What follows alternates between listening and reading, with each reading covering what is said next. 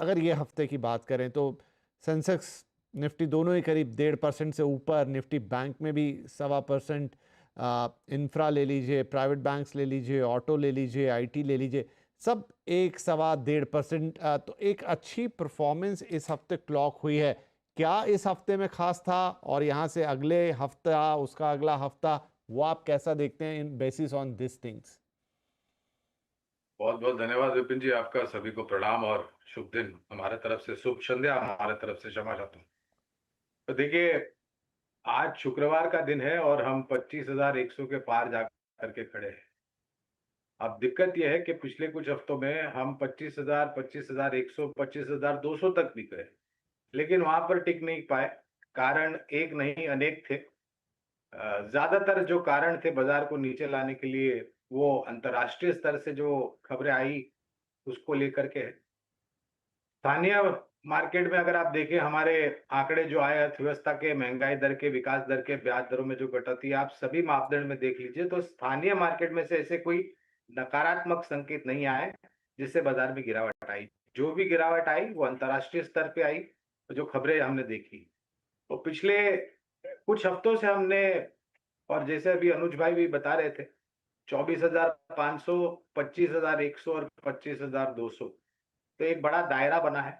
और हमने पिछली बार भी कहा था कि मेरे ख्याल से बाजार एक दायरेबंद कारोबार कर रहा है, और जितना लंबा समय बाजार इस दायरेबंद कारोबार करेगा, तो एक मजबूत नींव या बुनियाद बनाने का प्रयास होगा। उसके पश्चात जब धीरे धीरे करके ये जो युद्ध को लेकर के परिस्थितियां आए, अगर सकारात्मक खबरें आई, बुद्धिमत्ता का प्रयोग किया, और जिस प्रकार की परिस्थिति उसमें कुछ सुधार हुआ, सिर्फ खाड़ी देशों में नहीं, रशिया यूक्रेन दूसरा भी मुद्दा है जहां पर नजर होनी चाहिए, तो शायद हम जुलाई के मध्यम में या फिर जुलाई के अंत तक धीरे धीरे करके ये जो दायरा है उससे उभरने का प्रयास करेंगे। लेकिन ये सब अंतर्राष्ट्रीय स्तर पर जो खबरें उस पर ज्यादातर निर्भर होगा विपिन। ये जो हफ्ते में हमने देखा, तो आज ही सबसे बड़ा कारण आया जिस तरीके से अमेरिका के राष्ट्रपति से टिप्पणी आई, और एक वास्तविकता ये भी बनी कि काफी कुछ शॉर्ट्स थे सिस्टम में। शायद 25,000 का स्तर पार करने के बाद शॉर्ट कवरिंग के आई बाजार में, उसके कारण भी हमने थोड़ा बहुत ऊपर तरफ का सहारा मिला। अब यह है कि आज, कल और परसों, यानी कि अब शुक्रवार की शाम, शनिवार और सोमवार को किस प्रकार की खबरें आती है अंतर्राष्ट्रीय स्तर पर, उसकी प्रतिक्रिया हमें सोमवार को देखने मिलेगी। और मैं मानता हूं कि अगर जैसे अनुज भाई ने बताया 25,200, 25,250 के बाहर निफ्टी स्पॉट जाकर के किसी भी दिन हमें बंद मिलता है, तो फिर ऊपर के तरफ के दायरे और भी खुल जाते हैं। लेकिन पूरी निर्भरता होगी अंतर्राष्ट्रीय स्तर पर से क्या खबरें आती जी, तो सब कुछ निर्भर करेगा। आपका कहना है कि अंतर्राष्ट्रीय बड़ा इवेंट तो है, इवेंट इन द सेंस कि बड़ा सीन तो क्रिएटेड है, किसी को नहीं पता कि आगे क्या होगा, और सबसे बड़ी बात उसमें अनसर्टेनिटी है।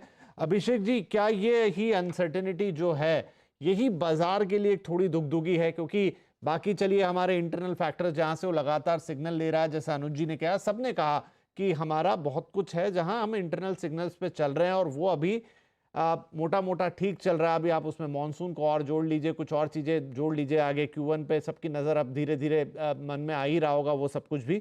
लेकिन फिर भी ये जो ग्लोबल अनसर्टेनिटी है, और ट्रंप ने उसको जैसा बना दिया है, वो हमेशा एक तलवार जैसी लटकती हुई रहती है। क्या वो हमको थोड़ा परेशान करेगी? देखिए, जो सुपर पावर होता है वो यही होता है कि to keep everybody on his feet. And Trump जो है वही स्ट्रैटेजी अपना रहे हैं। एंड हमें लगता है जब हम उनके ट्वीट सुनते हैं या उनके स्पीचेस सुनते हैं कि बहुत रैंडम पर्सनालिटी है, बट अगर आप ठीक से गौर करेंगे तो यहाँ रैंडमनेस नहीं दिखेगी, बल्कि स्ट्रेटनेस दिखेगी। और इस तरह से गैस करवाते हैं कि सब गैस ही कर रहे होते हैं कि अब अगला मूव क्या होगा, and that uncertain move helps America to negotiate better. आपने मतलब अभी भी डिस्कशन में कहा कि सुनील जी ने कहा कि ट्रंप को याद है कि अमेरिका इंडिया के साथ हमें एक एग्रीमेंट साइन करना है, और उन्होंने वर्बली ये बिटवीन द वॉर कहा। तो दैट शोज दैट वो कैसे सबको ऑन द फीट रखते हैं। अगेन थोड़ा ये पॉलिटिकल होगा, बट अगेन पाकिस्तान से आसिम मुनीर वहां पे जाते हैं और फिर डिस्कशन लेवल ही पूरा बदलने लग जाता है। बहुत सारी चीजें क्या तार थोड़ी कनेक्ट हो रही है। बट अगर हम इंडिया के कॉन्टेक्स्ट से देखें तो एक ट्रैक रिकॉर्ड जो मोदी गवर्नमेंट की रही है, अगर हम देखेंगे ना, तो इस तरह के कोई भी इंटरनेशनल इवेंट जो इतनी बड़ी हुई है, जैसे कोविड का हम एक क्लासिक केस ले लें, तो हमारे यहाँ पे हमारी गवर्नमेंट ने इस तरह की कोई भी बड़े इवेंट को बहुत अच्छे से संभाला है। इंडिया पाकिस्तान का वॉर हो गया, हमारे मार्केट ने कोई भी ऐसा कोई बहुत बड़ा करेक्शन नहीं दिखाया। उसके बाद अब हम ऑनगोइंग ईरान और इज़राइल का वॉर देख रहे हैं, जो कि अगेन साइज़ के हिसाब से देखें तो काफ़ी क्रिटिकल और इम्पोर्टेंट है। बट वहाँ पे भी हमारे मार्केट ने कोई ऐसी बड़ी नेगेटिव सरप्राइज़ नहीं दिखाई है, बल्कि ऑन द कॉन्ट्ररी अगर आप निफ्टी की ऑल टाइम हाई जो लास्ट सितंबर की अगर आप देखें, तो 26,250-260 के आसपास है। एंड हम ऑलरेडी 25,000 के ऊपर हैं, तो बहुत ज़्यादा दूर नहीं ऑल टाइम हाई से। एंड नीचे से ऊपर जो कि 21,000 से 25,000 की जर्नी हमने लास्ट 3 से 4 महीने में कर ली।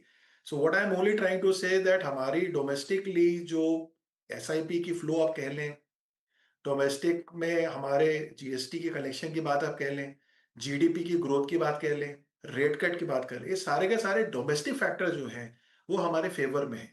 एंड वो फेवर में होने की वजह से ही मार्केट अभी तक इतनी स्ट्रांगली हिल्ड है।